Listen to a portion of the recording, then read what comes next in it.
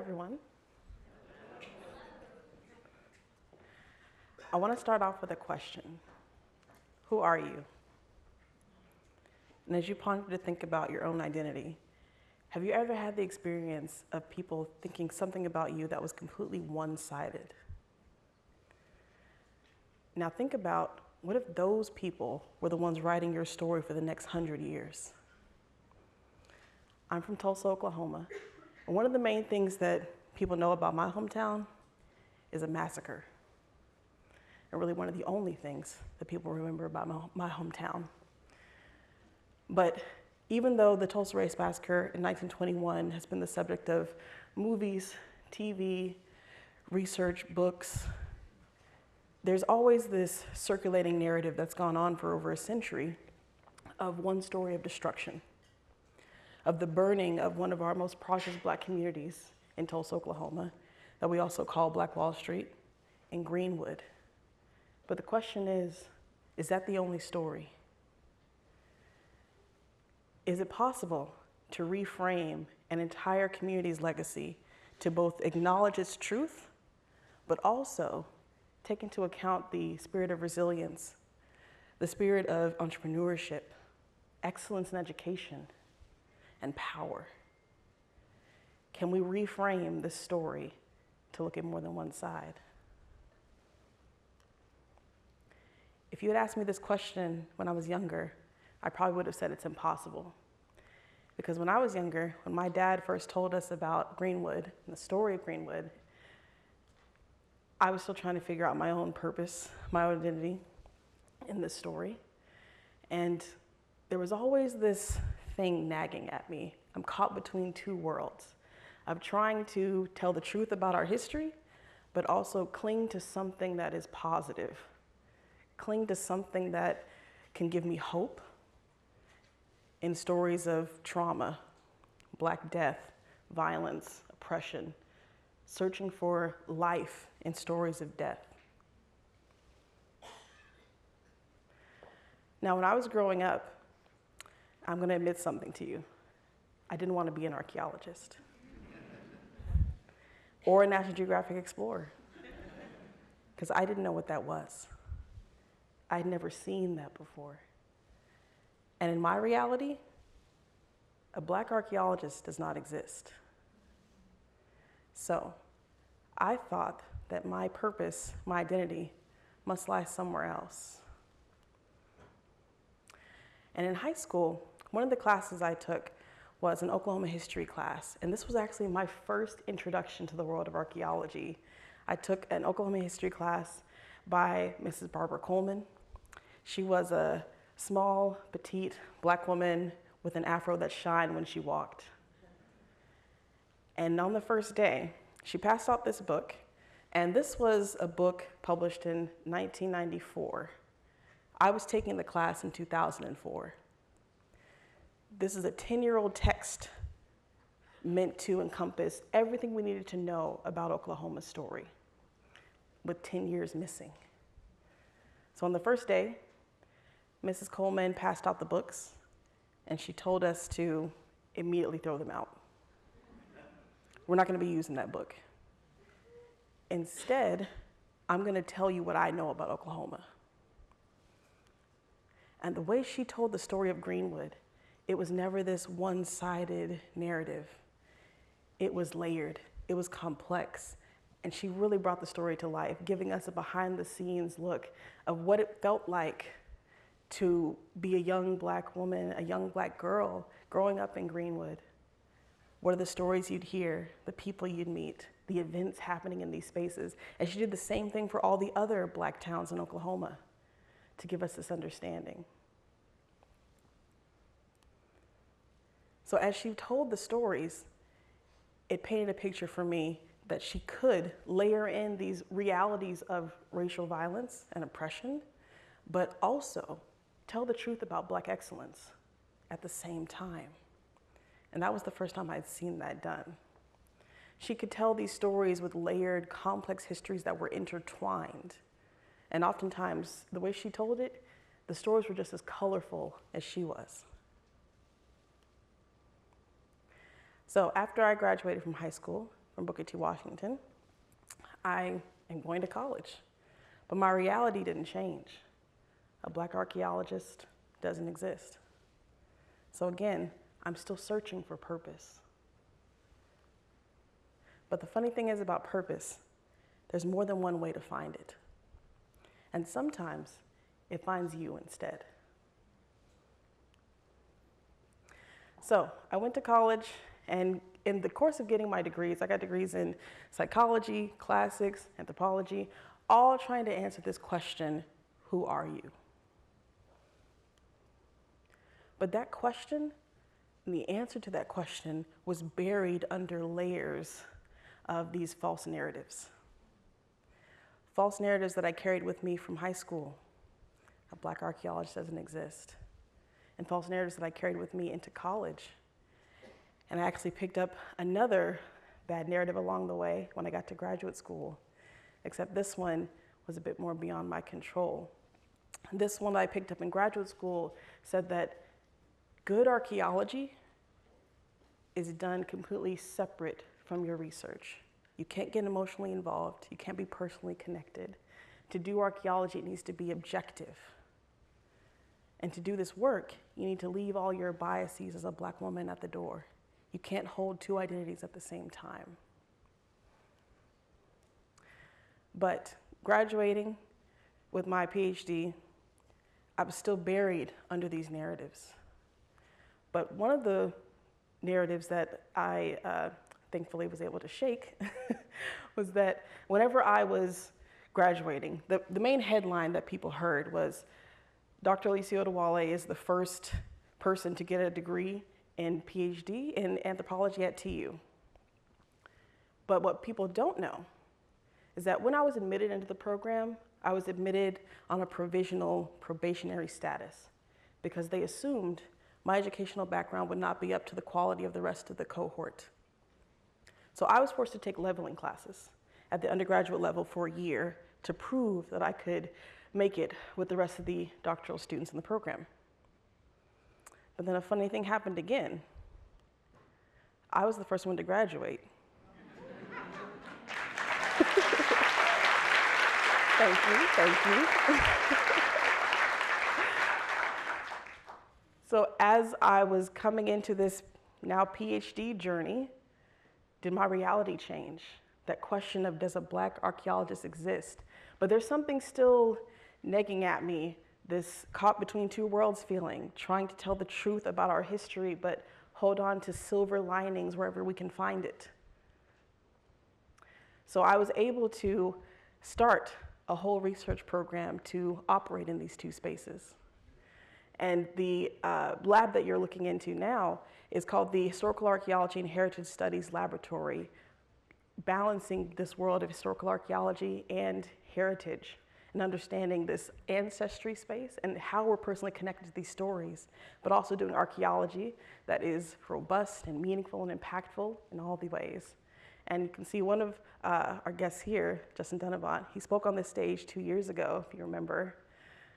But this story, walking into this journey after I graduated, now I was able to sort of take off some of these narratives that I had buried myself under.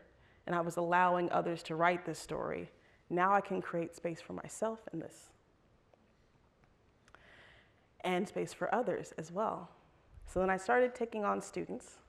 And as you're taking on students, one of the things that I look towards is being able to not only mentor, but create space. Space for others who experience that same sort of gatekeeping that I experienced when I started. So I love tearing down doors. But one of the ways that we're doing archaeology that's shifting this narrative and answering this question of who are you, one is through artifacts. So we're looking at some objects here in the lab, but another way we're looking at archaeology in new ways is through historical photos, like this one. This is John and Lula Williams and their son W.D. Williams sitting in one of the first cars in Greenwood. And this is a family that was hustling. When John bought this car, he learned all he could about how to maintain it. Then they opened up the Williams one-stop garage, which was next door to their confectionery that they owned and the donut shop they owned and the 750-seat theater they were running called the Dreamland Theater. And this is just one family in Greenwood. Another thing we're using is historical newspapers.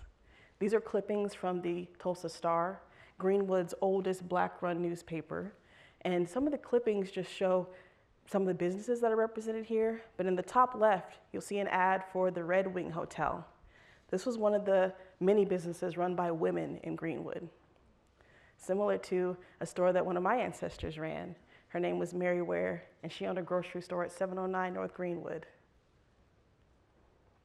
Another way we're using archaeology to tell new stories in Greenwood is to remap the district and show how the footprint of the district has been shifting over time and really being encroached upon over time. But over the course of 100 years, from 1921 to 2021, we're trying to tell a larger story of how the community rebuilt and bounced back. And we can do that through the landscape as well.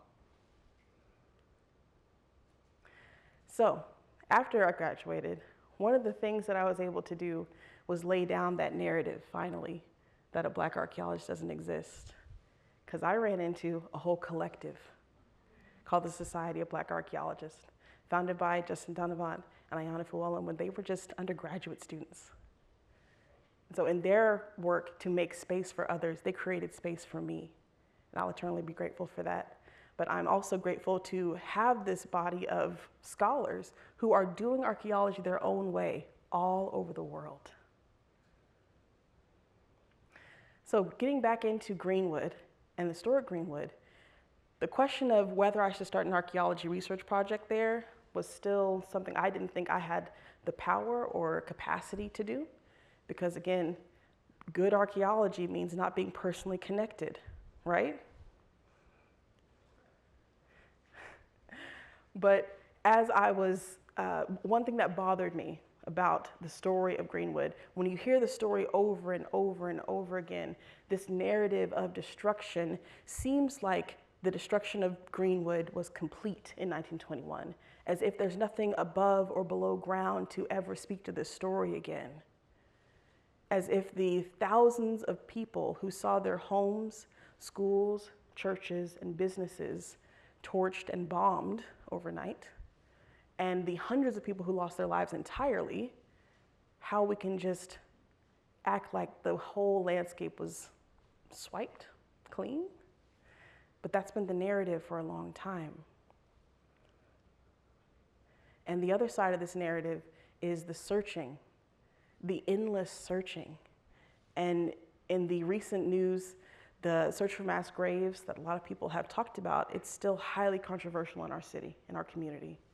But after June 25th, 2021, when those last rounds of excavations were done, we identified 36 previously unknown and unmarked graves that were lost to history. But what a lot of people don't know is that many of those bodies are children. So in all of this, we're trying to still understand our family connections in this as we do this research. And speaking of family, I didn't know I was personally connected to this until one of our students actually found the census page from 1920. And on this census page, this is a census taken in Tulsa in 1920. There's a name there, Robert Ware. He's actually my second great uncle. And he was going to Dunbar grade school. He's 12 years old at the time the census is taken. And thinking about how I'm personally connected to this story, I found empowerment in that maybe I could do archaeology a new way with these personal connections and dive deeper into this story. So we started our research with one site, Standpipe Hill. And Standpipe Hill, for those who aren't familiar with Tulsa, is a very highly elevated space close to downtown, but it's overlooking most of the city when you're up there.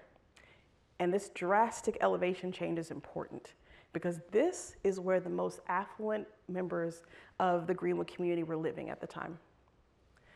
So if you can imagine the hatred, the jealousy, the racism, the prejudice that's circulating among the community already, among white Tulsans, having to physically look up to this space where there's wealth on display for everyone to see would have been infuriating. And this is before 1921. So while we're up there doing a survey with our students, something started to happen. The trees that were standing there in silence, they had the best story to tell. All of our artifacts were pointing to one specific grove of trees in this northwest corner on this hill, which I'm pointing to you on the slides. These trees are growing in a square shape, which is not normal, but they're growing in a square shape around a structure that's no longer above the surface. And so these trees are actually trying to tell us something. So instead of just doing the normal, quote unquote, archaeology research that we were trained to do, we decided to go deeper and look at the trees, and we brought in arborists to help us identify these trees to species and give us an estimated age. What we learned is that these trees are pretty special. They're hackberry trees. And hackberry trees have a really unique feature in their bark. And bark, like our skin, it shows scars, it can hold memory, it can bear witness to what a tree has been through in its entire life.